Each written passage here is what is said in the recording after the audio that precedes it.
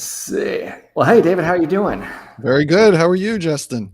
Good, good. Well, I think we should be streaming on LinkedIn, but let's double check that. Make sure that everything is up and running.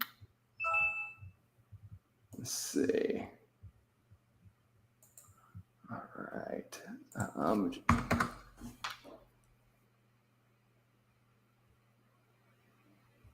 Oh, there we are. All right. So we are streaming, it looks like. Okay, good deal. Well, thanks everyone for joining. Today, I'm joined by David Weaver, who is a compensation expert, and he is also the author of one of Amazon's best-selling HR books, Pay Matters. Today, David and I are going to spend a little bit of time talking about pay transparency and how to make it work for your organization. We have seen a lot of organizations over the last a lot of cities and states over the last several months, in the last year or so, really start to put forward laws in place that are really forcing a lot of employers to become much more transparent than they probably had been in the past.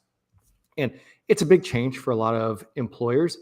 And David and I are well versed in this field and really want to spend some time today, especially for our folks in New York, to help explain how they can make that work for them. So, David, thanks so much for joining me today. My pleasure. It's nice to be here with you and great to be with the attendees. Awesome. Yeah. Well, let's go ahead and jump into it. We got a number of slides to cover. So, what we'll do first is kind of hop into this, and we're going to talk about where is this especially applicable. And it's, I think it's applicable for every organization. I think that every organization can make pay transparency work for them, but there are some cities and states where it's actually much more applicable because it's required by law to share pay ranges with applicants, with employees, and even within job postings. What we have on this page is a list of all of the states that have some form of pay transparency law in place. We have Washington, Maryland, in Ohio, we have Toledo and Cincinnati, California, Colorado, who really kind of passed a radically different law this year, which really requires employers to post the pay ranges in the job postings. We also have Nevada, Connecticut, Rhode Island, and most recently, New York has passed a law which is going to require companies to post their pay ranges in the job postings as well. And so this is a huge change for a lot of organizations. I think, in fact, David, I ran a poll on LinkedIn yesterday. I think we had about 300 or so participants, and 60-something%, like low 60, 61, 62%, said that they can only see their current pay. So they can't even see the range of the pay for the job they're in. What do you think about that? Yeah, I'm not very surprised about that. I think with our clients, what we're trying to do is really promote pay transparency. And, on this list too, I do want to mention that Massachusetts and South Carolina are pending with amendments to their equal pay laws for pay transparency. And I also want to note that Colorado had some unintended consequences from their law. They had companies that would not post their remote jobs in Colorado because they didn't want to disclose their salary ranges. So that seems like a real shame, not to be able to get people that are qualified from Colorado to do work. So I think this is a trend. We've seen this coming. I think it's really time for organizations to, do their market analysis, build out their ranges, and be able to defend those and be able to share those. Oh, yeah, absolutely. It's funny you mentioned the unintended consequence with Colorado, with a lot of companies just deciding they're not going to hire there. I've seen several websites where people have actually started calling those different companies out. That says, well, if you're not going to share your ranges, we want to make sure everyone else knows that. So it kind of creates this negative branding that a lot of companies have worked really hard to build when you are excluding Colorado as a place because you don't want to share those ranges. Mm-hmm. And I think what we can walk through is where's some of the fear with sharing the ranges, especially within your organization, but also how can you take these new laws and really kind of turn them upside down on their head to make them work for you. And so we'll go ahead and hop over to the next slide as we kind of talk through this, which is really, I think as an organization, we have to figure out what's right for us. As I was saying, we've got a poll going right now where 62% of employees that have participated can only see their particular pay, or can only see their salary. They can't even see their pay range. That's kind of the bottom of the spectrum, I would say. There are other companies where there is some transparency where they can see maybe their own range and they can see their career path. Slightly two different things, but really both, I think, highly important to retention. Another piece is a lot of transparency where employees have access to all their ranges. And then there's full transparency where everybody can see everything. And a good example I can think of two examples off the top of my head with full transparency. Public sector. Everyone in public sector, all of that information is public record. So you can write to a city or a state or a government entity, and you can actually ask for the pay ranges. A lot of newspapers actually will post pay ranges by employee, as well as salaries for those public sector organizations. Another company is actually a company named Buffer, where they actually are posting all of their employees by name. I believe it's by name, but their jobs, as well as that employee's specific pay that they are associated with. So not just internally, but externally, you can see what people at Buffer are earning. What do you think about that, Dave? I mean, how do you find the balance between no transparency and full transparency? How do you guide folks? Well, I would love it if people could just step from no transparency to some transparency. I think that's step one. Let's get managers understanding what ranges are so that they can explain it to their employees and show their employees where they're paid within that range. So that's really step one. And then I think once you get that under your belt, you can go to the third step, which is a lot of transparency. And I just don't necessarily see a lot of organizations going all the way up to full transparency. If 62% don't even see their salary ranges, it's going to take some time to get to full transparency. And you're right, it's the public sector and also the colleges and universities. I see a lot of the colleges and universities posting their ranges on their HR websites. So I think that's really interesting. They're really leading the way on being more transparent. Yeah, and let me just check one thing. I may have posting their ranges on their HR. Oops. Let me technical difficulties. Let me unshare this and then let me get this shared again. Shoot, what are we doing here? Give me just a second. Sorry about that.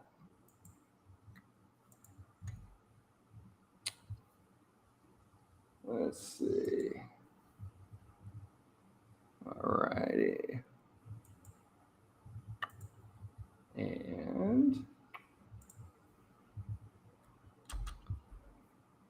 let's see. Sorry about that.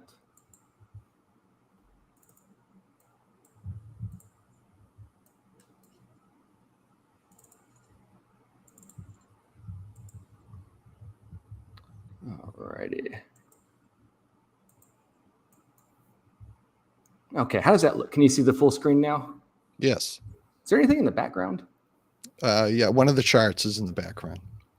That is too peculiar. It's one of our demo things, so you can't ever trust technology, I guess. I don't even have that up on. Too curious. Let me try it this way. Well, while you're fixing that, we have a question from Jennifer. I think it's a really good question. She's saying, they've got unique jobs and, a manager of medical affairs might be different than a manager of employee events. And, what's the approach with jobs that are different. And what we recommend and what we usually do is we'll put together a unified salary structure so that people with different jobs can be in the same salary range, because it's all based on the market. So you don't necessarily have to have each person with their own, or each job with their own range. You can actually put differing jobs in the same range based on their market value. So that's a great question. It comes up all the time. Um, Hopefully that helps, Jennifer. And I think you bought me enough time to get everything fixed. Thank you. Excellent. All right, let's get back to where we were. I think we had a slide left up from a demo. But as we kind of continue to move into those into more transparency, I think one of the biggest concerns is what executives, what they think could happen. And I think a lot of folks really kind of come back and say employees are going to become upset. And I think it's a valid concern when people start to see the range, and if they don't understand your compensation philosophy, and they see they're at the bottom of the range, that could make them believe that they're underpaid, or that they're undervalued, or they're not paid fairly. There's another fear that it's going to cost the organization money. The people are going to ask for more money when they see if they are low in the range, or if they could even be high in the range, but just disagree with where they should be in that range. I think other employees are going to question the data. And there's some concern that, hey, how did we come up with those ranges? Our employees don't understand where the salary information comes from. So how do we manage that? And then the big concern is that employees are going to quit. I think these are really, as I hear from folks we talk to over and over again, that these are the biggest reasons that a lot of companies don't move towards a more transparent pay function. What do you think about that, David? Yeah, the thing that I hear the most is, people will want the maximum of the range. That's the biggest objection I hear. And obviously labor cost is the biggest expense in any organization. And CFOs and CEOs and CHROs are concerned about the cost of wages. And as we saw today, inflation is ramping up. The CPI came in at 7.5% today from the January report. Wow. So there's wage growth now. And that's, it's fueling inflation, and inflation is fueling wage growth. So I think that is one of the big fears, is people will want the most, they want more, their buying power is less. So people are requesting more increases, and people are getting their increases by leaving their current job and taking another job. I mean, it's, and I don't even want to call it the great resignation, but there's a lot of movement, and there's a lot of movement within HR. I mean, I'm seeing that. We sent out our survey invitation a couple of weeks ago. A third of the invitations came back undeliverable. People had moved to other jobs. Can you imagine that? Out of 500, a third came back. So we know there's a lot of movement, there's a lot of churn. Mm-hmm. And I think there's a lot of trepidation about sharing too much. But the truth is that sharing the ranges actually helps. It helps with a lot of things, right? It helps attract people that want transparency. It helps close the wage gap. There's so many good things about it. May it cost you a little bit more as an organization? Yes. But I think you're going to have better retention if you're more open. Yeah. And I think we'll talk about a little bit throughout the slide or the presentation is, how do you manage those costs, and who do you control, or sure, because there may be a cost associated with some of these things. There may not be, but I think for a lot of companies, that's a big fear, is that it's going to hit us in the pocketbooks. But we'll talk through kind of how you can, as an HR function, work with your company to make sure that the costs are reasonable and doing the right things. Let's see. So, I think these are a lot of the executive concerns, but a savvy HR person, they actually know a lot of the stuff. They're going to know a lot of these things are already happening, and they're happening in an uncontrolled fashion. So I think that one of the ways, especially if you're in one of the markets where pay transparency laws have come into effect or are increasing, you're really doing your employees a disservice in treating external candidates in a way different than your own employees, where you're providing more transparency to candidates. So let's think about it this way. All your employees are going to talk. I ran a poll today, right before we started this presentation. It's had about 200 responses. And I think last time I checked, 46 or 47% of people that had responded had actually gone ahead and shared their pay with people. That's nearly half. Now, I think and it's illegal. The NLRA prohibits employers from discouraging and penalizing employees from sharing their wages. So it's going to happen. I've seen it happen, even on the bus, two guys in the same uniform talking about, what their hourly rate was. One of the guys found out the other guy was making $2 an hour more. It was like, you should have seen his face. It happens.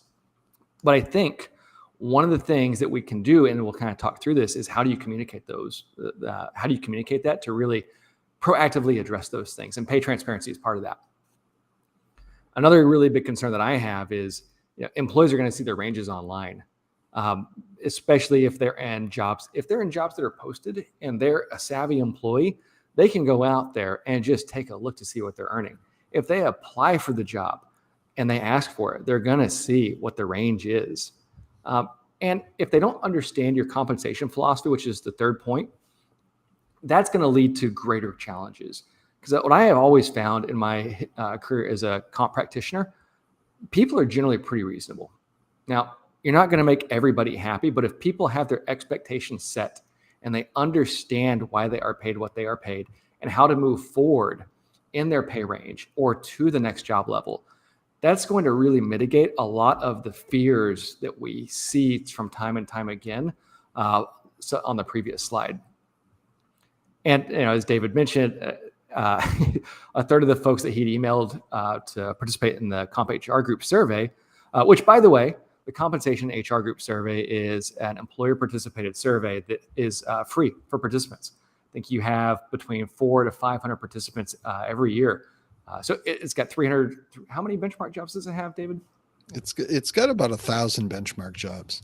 So definitely recommend everyone take a look at that. It's the comphrgroup.com. You should be able to find the survey. But coming back to this slide, what you were mentioning was that there are so many people that were gone. Employees are already looking for jobs. I mean, that's already happening. They're already quitting in record numbers. Every year, every month, the Department of Labor calculates the number of voluntary quits. And the last 9 months were the 9 greatest months for employees quitting.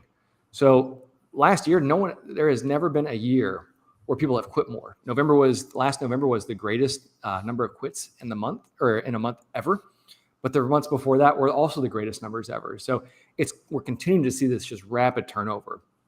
And to David's point, especially if you are looking for people who align to a transparent organization, you're going to have much more success bringing those folks on, especially if your pay philosophy is, competitive.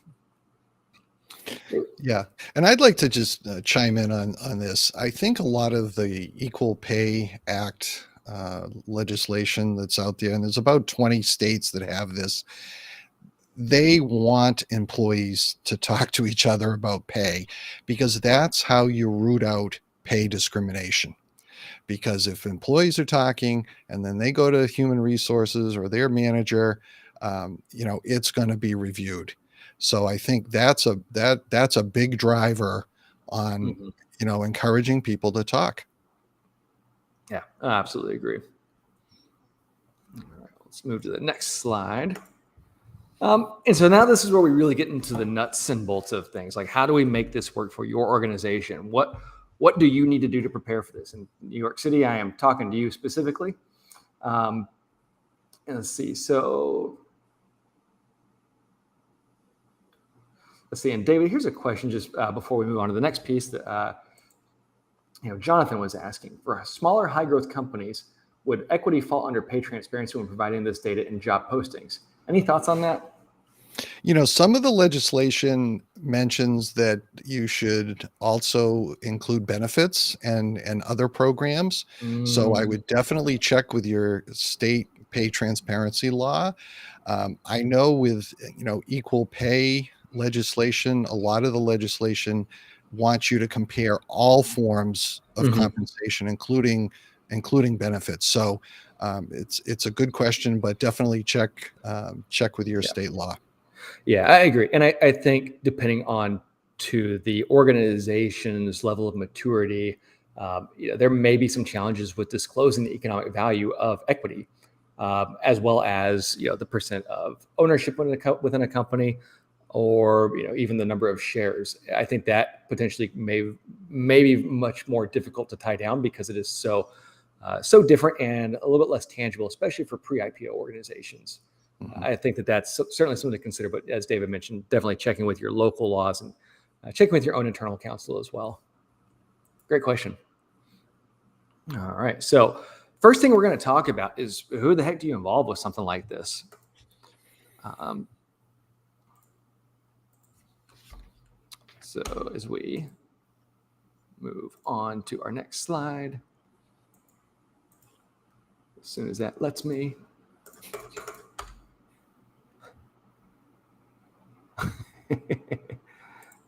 All right.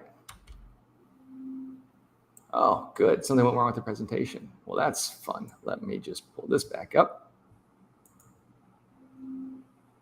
PowerPoint is unstable. Oh boy. Let me just get that. Well, while you're doing that, I can talk a little bit, Please do. to this. Um, you know, for us, we try to include obviously human resources in this whole conversation. That they're in most cases the driver. Obviously, your senior management team and the finance team. I think those three groups together really have to be on board with any kind of pay transparency that's going on. And I think it makes a lot of sense to do some pre-work. I think before you start showing employees their salary ranges, I think you want to make sure that you're not only showing, you're not just showing people their range, but I'd be doing a whole kind of, analysis to make sure you're paying people appropriately within that range, even before you show them the range. So there's a lot of pre-work to do. And I think that's what scares a lot of organizations. It's a lot of work to get this done, but it's needed. And, and if you need the help, there are consultants, like my group out there that can help you do this. Yeah. Thanks for covering on me Yeah, with no the, problem. because we're only, that's, I guess, now I feel a greater appreciation for Saturday Night Live. But yeah. And I think, and forgive me if you covered off on some of this, but I think we've kind of highlighted a number of different stakeholders that need to be involved at a very high level. But I think HR and compensation practitioners, your HR partners, journalists, leadership, absolutely have to be involved in something like this because it's going to be essentially rolled out through the HR part of the organization. But your management team, whether or not that's your individual managers who are hopefully communicating this to your employees, as well as your directors and your leadership, all the way up to the C-suite, they're going to be the ones that are really going to have to advocate this. I think that really you can't put this all on HR. You really need to have a strong level of advocacy from a top down to really kind of support this. And we may not get this from every organization, but there are a lot of organizations that it is now the law. And so I think showing the benefits of what pay transparency can do can really help to get some of that buy-in. As we talked about earlier, there are costs that may be associated with this. So, David, as I was restarting PowerPoint, I think one of the things I heard you say was to take a look, and correct me if I'm wrong, Mhm. but to take a look at your employees that are outside of the range or are low in the range, or where there may be pay compression already happening, and making that adjustment there. Did I catch Yes, what you said? that's exactly correct. Yeah, and I actually worked for an organization several years ago, and we had a very non-transparent pay. Managers couldn't even see their direct reports pay. And we moved over into a new HRIS system, and we wanted to kind of, well, we didn't actually have a choice. We were being forced into sharing that information with employees. And, we had, it was a large company, so we couldn't look at everybody, and we had a small HR team. We rolled it out and people could see their ranges. And we hosted a lot of manager training, employee education to kind of discuss our pay philosophy. But unfortunately, we didn't get the chance to look at every single employee.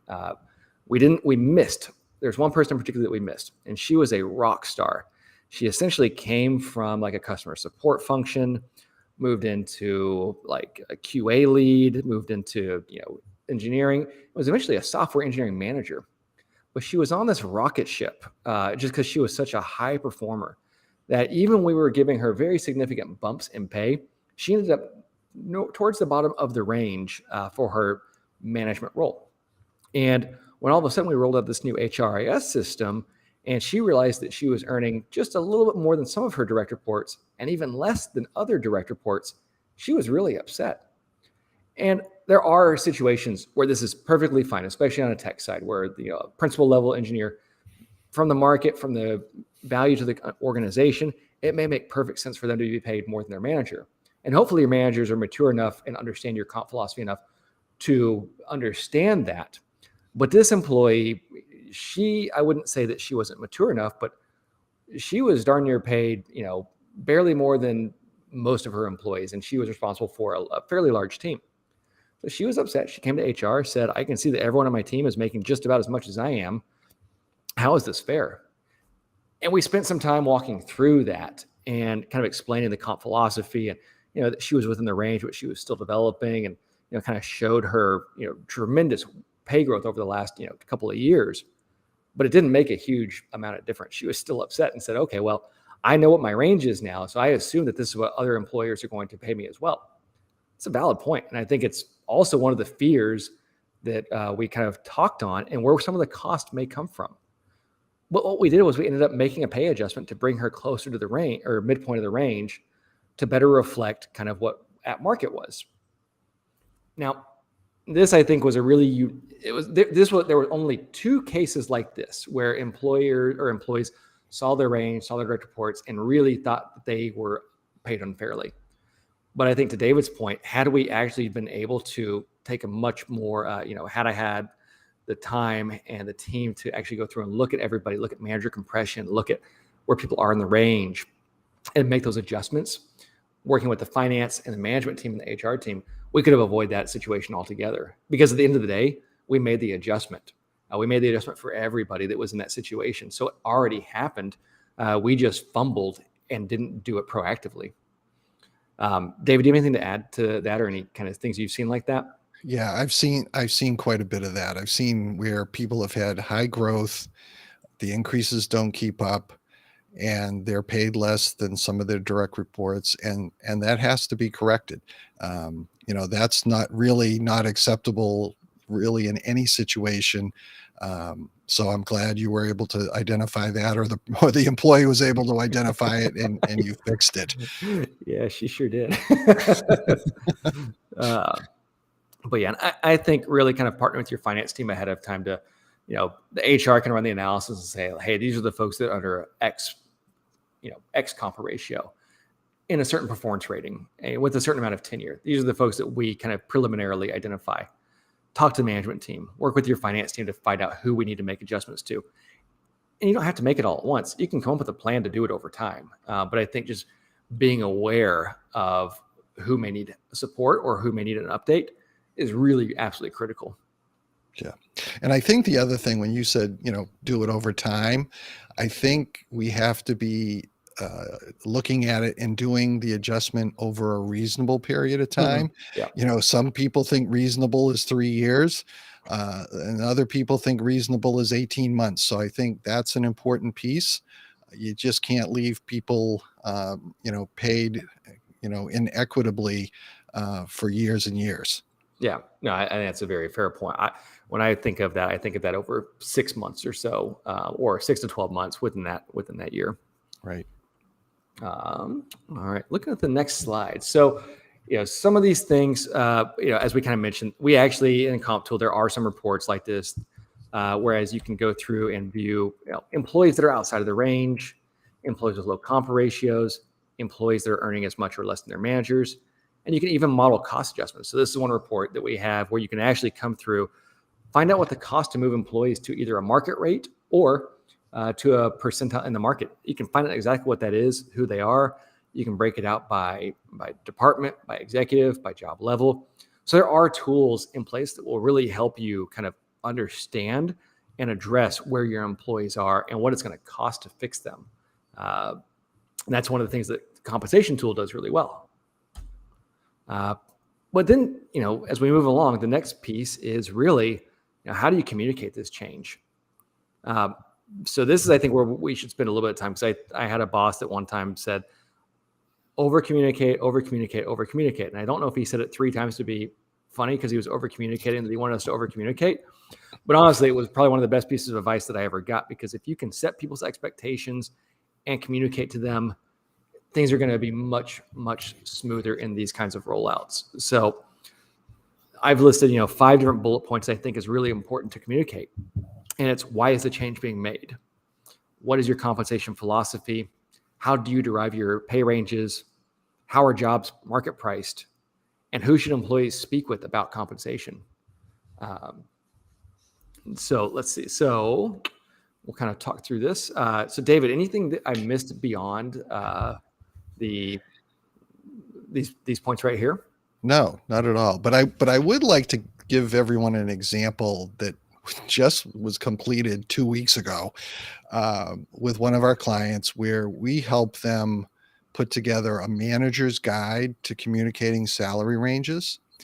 And it was a 1-page, almost a statement to give to employees, where it showed their range.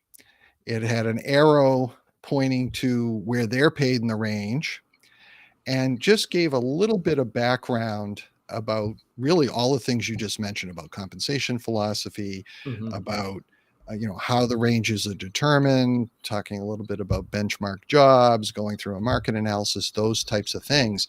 And then to accompany that, we gave the managers a frequently asked questions, which was 8 or 9 pages of more in-depth information, because we wanted the managers to be the communicators of this, not the human resources department, right? Because our philosophy is managers are responsible for people, not the HR group. So I think, this worked really well.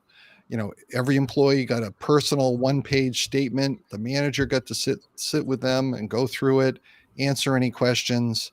And it really worked well. And it was a pretty simple way to do it. Yeah, I think putting those informational documents together that you can hand out, like the 1-pagers, they don't need to be complicated. I mean, the graphics are a fantastic way to communicate a point, especially when it comes to comp. So, I think as we talk about the change, why it's being made, I think you have to be a little bit careful with that too. I don't know that I would recommend saying, well, we're being forced into doing this. That's obviously not the message you want to deliver to people. But I think, whether or not that's true or not, you could certainly spin that into a way that really kind of says we were wanting to move to an organization where this transparent, where we have a greater level of trust across the organization, because a lot of your employees, they are already looking for roles, and there is a lot of distrust, I think, with organizations right now in terms of pay.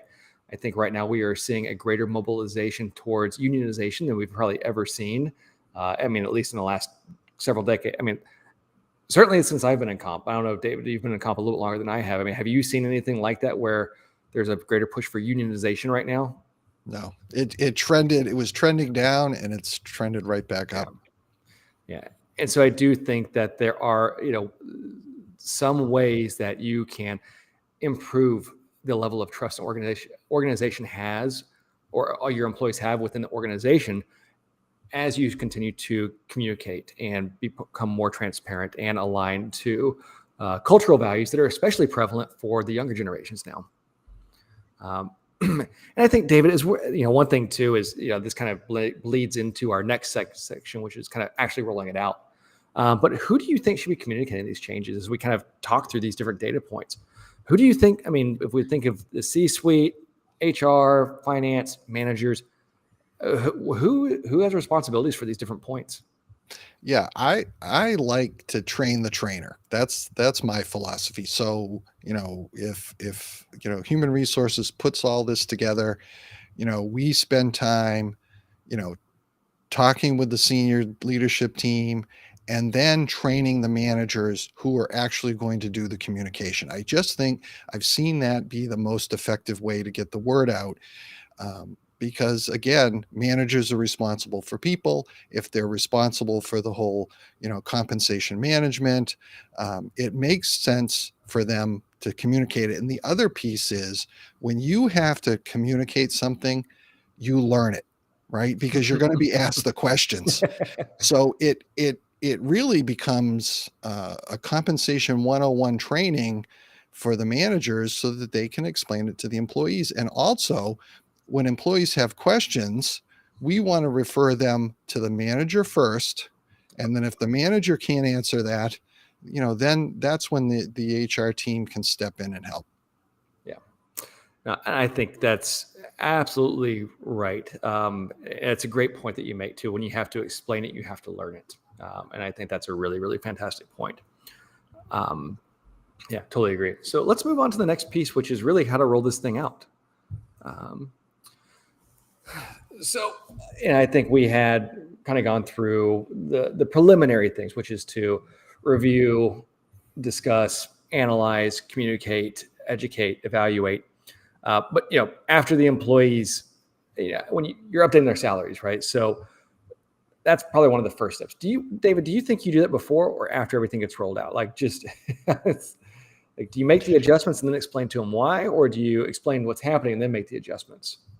Well, I mean, I would prefer to do all the market analysis like you normally would do, make any adjustments, and then sit down with employees. And you can even do it as part of the adjustment discussion, right? Whether it's a merit increase or it's a regular adjustment or a market adjustment, that's a perfect time to sit down and say, here's where your salary was in the range, or here's your range, here's where your salary was, here's the adjustment we're making, and explain it that way. I think, to me, that flow makes sense.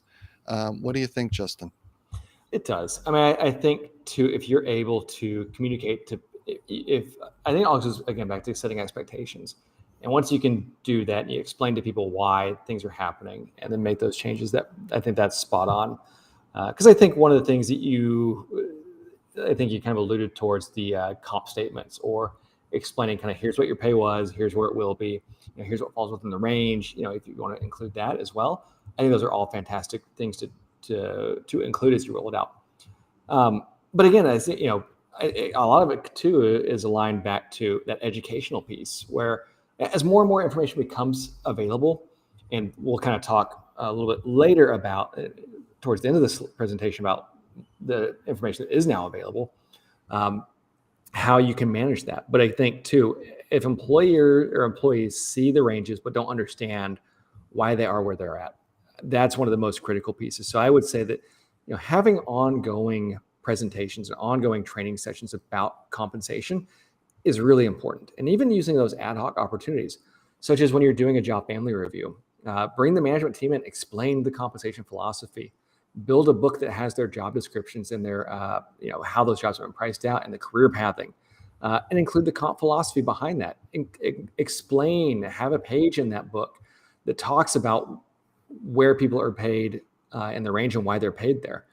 It's one of the things that we used to do when we did job family reviews. Is it wasn't just thanks for reviewing or thanks for the job descriptions, here's your new rates of pay. We used that opportunity as an educational opportunity and then developed training material for our managers. We would actually provide booklets that had the comp philosophy, the career leveling, the job matrices, the job descriptions, For some managers, we would include the rates of pay or the pay ranges for those.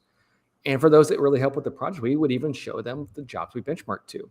So we were really transparent, and it really helped the educational piece because managers could then go back to employees that were saying, well, why am I paid this when I know the range is that? It's because, now they understand that highly proficient employees need to be here or here or here, whereas developing employees may be, under that. And then the employee can say, well, where's this data come from? Well, through our job family review booklet, the manager can actually go back and look, oh, that comes from, this survey or that survey, and it's matched to this and that. And they could always call on HR if things got to be too difficult or too complex. But yeah, absolutely. And I think too, the last piece is really just continue to assess what concerns employees and managers have. And I think that's going to be a really critical one because as these new pay transparency laws come into play, people are going to start seeing, they're going to have a lot more information available to them they haven't had before, which is most likely going to drive some employee concerns. And what I want to do next is talk about some of that information, how you can kind of flip these pay transparency laws to really work for your organization, and how the comp team can actually use that information to really develop a very strong comp practice. And let's see if this, there we go. So, this is what we've done at Comp Tools. We rolled out a new tool called Squirrel. And, this is something similar. I think Eileen, oh boy, that's the wrong button. I think Eileen had asked a question, where's the data from Comp Tool come from? So we take all kinds of surveys and we can load that information into it. But we actually have a new tool called Squirrel. And what Squirrel does is it actually takes advantage of these pay transparency laws. And we've compiled about 3.6 million data points of job descriptions that actually include the employer reported salary ranges. So if you think about your employees that are looking at job boards, because they are right now, they're going to see, oh, this company pays X, Y, and Z. And what they may do, what I've seen in my experience, is they're going to pick those jobs that pay the most, and they're going to say, well, I could make this much if I went over there. But now with Squirrel, you can actually have that information, and you can actually even track. So right now, this slide that we've got up here is the rate of growth for cashiers. We can represent and show a 10 to 12% wage jump in cashiers over just 9 months worth of time, which can't be shown in your salary surveys because it doesn't track that data on a monthly basis. And it also tracks different information. What we're doing is we're actually tracking the hiring rates versus the rates of pay that people are earning. So it's different. We are showing what companies are willing to pay versus what they are paying. And what's super cool is since we are not using incumbent reported data, we can show all kinds of different information. We can actually show you the job descriptions, and we can show you, where are the other things that aren't showing up here? But we have, you can actually get into our data. You can look at it by specific companies. So if you are an office supply company, you want to see what your competitors are paying. We can actually look at it by company because our data is not incumbent related. It's all publicly available data. But if you want to track historically what your competitors are paying right now, you can actually drill into it and see the jobs, the titles, the locations. I can pull up 1,000 baristas at Starbucks and tell you what they're paying across the country for those baristas. And that's something that you can do already. You can go to the job boards and pull that information, but our system actually allows you, and this is where you can really take advantage of this new data source, because our system will actually allow you to go into it. The system is called Squirrel, and look at both historical tracking of companies, where employees are, what other companies are paying, what the rates of pay are, what the job descriptions are. You can even search for specific skill sets based on the job descriptions, and it's all priced to be it's probably the cheapest survey sort that you would have. And it's not designed to replace surveys, because surveys do a fantastic job of showing you what companies are paying. But Squirrel is going to show you what companies are willing to pay, and we can show you data from 2 days ago. We can show you company data at the company level. And David, you were mentioning, I think David uses the software, and you had a kind of an interesting use case for it the other day. I think, with one of your Yes. clients, right? Yesterday, we had a client that was just scratching their head. The entry level job started at $15 an hour 2 years ago, then went up to $17 an hour. They're having trouble recruiting and retaining. They're hearing on the street it's, $19 to $20 an hour now for an entry level job. So they asked us to do an analysis. So we pulled some data from the surveys, our survey included, and then I wanted to validate that with the job posting information that's in Squirrel. And believe it or not, the survey, the 3 surveys we used, averaged $19.04. And when we looked at the Squirrel data for the same location, same scope information, it came out to $19.10 an hour. So we were able to go back to the client with the survey data augmented with the job posting data. And they were very thankful for that, because they didn't have the job posting data, which is kind of real time, what's really happening in the marketplace. Yeah. Yeah. It's, I'm a comp practitioner. I have been for 15 years. And we really started this as just kind of I wonder if it will do anything neat. And it really did. I mean, what we see here in this barista is with this cashier job is something that really can't be tracked in the market or in the salary surveys, because the data doesn't. This is showing what companies are paying, not what they're willing to pay, not what they are paying. So the surveys are going to take a little bit longer to catch up with this. And what we've kind of heard over and over and over is that the surveys just can't keep up, because at best they're 90 days old. I think we all know kind of realistically they're much older than that. And they are a really good indicator of what companies are paying overall. And if that's your comp philosophy is aligned at the 50th percentile, you need to use the surveys to get that 50th percentile. But if you're having compression challenges, or if you're having retention challenges, and you need to see kind of why that's happening, well, what we can see here is how this data is tracking historically. Over this one, for example, that's a huge jump. And so, there's a couple of questions as there's coming through as we're kind of showing this, but let's see. So this one's, what countries are included? So right now we are we're exclusively US based, but we are going to be rolling out international data in the coming months, if not weeks.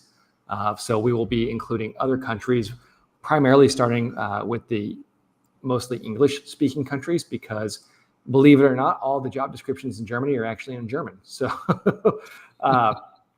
primarily most of our clients are US-based, so that's where we're starting our focus. But we'll be rolling out data for the UK, Canada, Australia, several other companies as well. Another question was, do we track across all industries? Yeah, absolutely. We have, over 3.6 million jobs within Squirrel. And what's really neat about that too is, slightly different than what you may see from a salary survey, where typically most surveys are going to have that are employee reported, are typically going to be done by either an HR person, but most likely a compensation person. That excludes a lot of smaller businesses, just by the nature of how surveys are submitted. But what our system does, if anyone posts a job of any size company, we can actually grab that and kind of report that through Squirrel. So all industries, all company sizes, all revenue cuts, just right now, not quite all countries. So let's see. So here's a good question about the NYC labor law. And I think, probably we're going to defer back to counsel on the internal counsel on this, but related to the law, any suggestion on how to determine how broad the range in the job posting should be? David, do you have any, I don't want to provide legal advice. Yeah, I would, I've been suggesting to clients that are uncomfortable using the full range from the minimum to the maximum, because again, people look at that maximum, and I've been suggesting that they use a hiring range to post. And we've been doing this for those of us that have been putting, salary ranges into job postings, typically we'll put in a hiring range. So that would be my suggestion. So if your hiring range is between, let's say, the minimum to the midpoint, then put that in. If it's the second quartile, then put that in. and I think that's going to be broad enough. If that's your true hiring range, then I think you'd be fine posting that. Yeah, I'd agree. Yeah, and so we've got about 10 minutes left, so we'll open it up for Q&A in the last 10 minutes. But I appreciate all the questions that have been coming through, but we'll just kind of, on the last thing I'll say is that, we've got Squirrel. It's really essentially an instant access. It's $3,000 a year for companies over 100 employees. So we would, if you're interested in taking a look at it, happy to show you a demo personally. But yeah, it has been one of the more really kind of fantastic tools that I have seen, as unbiasedly as I can say as a comp practitioner. It's been really kind of fantastic. All right, so we'll go through some Q&A now. All right, so this one we've got is from Kaylin. So let's see. Kaylin's question is, what's your view on global work from anywhere kind of roles? How should those be compensated? That's a great question. Global is a tough one. Yeah. Justin, you tackle that one. Boy, it's a tough one. And I think you think about the very low cost labor markets and comparing those to the San Francisco based companies. And, at some point, compensation has a financial responsibility to the organization. And I'm not suggesting that someone in a different country is necessarily, should earn less, but you can't really compare apples to apples across one country to the next, because there are different pension plans. There are different taxation rules. There are different healthcare systems. There are internal relative worth values of jobs that may invert from one country to the next. Like software engineering, maybe a software engineer in the US may be equivalent to an accountant 3 here. But if we look at Canada, it may be equivalent to an accountant 2.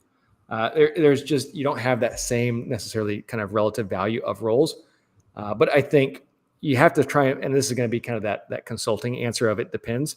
But I do think you have to really try to balance what your comp philosophy is and kind of defer back to that, being financially, having that fiduciary responsibility, but also making sure you're competitive. Because at the end of the day, I think a compensation practitioner's responsibility is to make sure you're able to be competitive and hire and retain employees through compensation packages. But you don't necessarily want to keep people at a rate that's beyond what they should earn, because then you have golden handcuffs and you may have underperformers not willing to leave. And managing people, that can be difficult, and it's not a skill that a lot of managers have. So I think paying competitively is, for the market that people are in, is still where I would kind of hedge towards. But I do think that can vary for each company. All right, so we'll go to Kara's question. Kara's question is, do I have thoughts on the part of the Colorado that says you have to post all jobs, even in-seat promotions? David, any thoughts on that one? Or you want me to take that one? I think on that one, to me, it's the whole idea of internal posting. So if there's a job opening, and I work with a lot of organizations that they post everything, right? If it's an internal opportunity, even though there might be somebody that's already at a lower level and there's a need for a higher level job, they post it, and then they post the salary range. So that's the way I would look at that, the answer to that. Justin, do you have any feedback? No, and I think, again, I think that there are different laws. Washington State had a similar law where internal jobs, if it's a new job opening, even if it was an internal job, it had to be posted internally for at least 5 days. And if you came back and changed the level, you had to repost it. And I think those laws have some benefit where, they're challenging because, if you decide based on the candidate you need to up level the job, which I've got, that's a whole other conversation, but it happens. I recognize, sometimes there are needs for the business to be flexible, but I do think that it really forces the business to be more intentional and thoughtful with the jobs they're posting. But I also think that thinking about those laws, it is nice to be more transparent with your pay ranges, because now employees aren't surprised when they go to apply for it. So I think there's certainly a lot of different things to consider with that. But yeah, it's, my personal thoughts are a little bit, is it necessary? Do we need to do it? Is it the right thing to do for the employees? I think it's all centered kind of around fairness, even though there are some pros and cons around that. Yeah. And I think it's fairness and consistency, Mm-hmm. because, some jobs, regular newly created jobs we would post, but kind of job family promotions we wouldn't necessarily post if we had somebody lined up for that. And I think what the law is saying is, get them all posted, be consistent, get everything posted. Mm-hmm. Mm-hmm. Yeah. And then we've got a question. And again, I think this one goes back to looking for a little bit more legal guidance, but I'm going to put it on here anyway. And I'm going to say that, neither David nor myself are lawyers, or, and I don't think we're going to necessarily provide any legal guidance. But, as it relates to promotions and transfers of existing roles, and I would really kind of encourage you to check with your own internal counsel to see how they have interpreted that law. I don't think David and I are probably qualified to give advice on that, unfortunately, but certainly your internal counsel should be well aware of these new laws and being able to provide that kind of guidance to you. Definitely. All right. Let's see. Well, we're coming up on the top of the hour. Anybody else have any questions? Any parting words of wisdom, David? Well, I'd just like to thank everybody for attending. This was a lot of fun to do. We had a few technical difficulties, but we fought through those, and I appreciate you were able to do that, Justin. But I thought it was a good conversation. This is something that needs to happen, and I'm glad to see these laws and amendments to laws happening. I've been hoping they would happen as a compensation practitioner. I have to tell you folks, when California passed this in 2018 about, having to show applicants, they called it the pay scale. I was jumping up and down for joy, because this is what I've been espousing for years and years. And now it's coming to fruition. And, we're here to help everybody kind of get through this, because it takes time to get to the point where you can build out your salary structure and have it be defensible.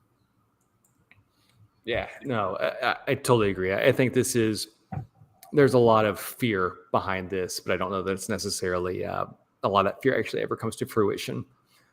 And I think the pay transparency, as you get more eyes on compensation, it really forces better decisions and a better pay program. If you have a really strong pay program and an educated workforce, the pay transparency is not something that should be scary. And so I'm glad to see these things starting to happen now. Agreed. All right. Well, we will go ahead and sign off. But thank you guys, everyone, so much for joining us and bearing with us as we is one thing kept trying to fail on us, if not another. So, but I really appreciate everyone's time today. And we've got several more. We're doing one on the 15th about counter offers, and we'll be kind of starting to host these on a bi-weekly basis, if not more often. So looking forward to continuing the good content coming out. So thanks again, David. And thanks again, everyone else, for joining. Great. You're welcome. Thank you, everyone.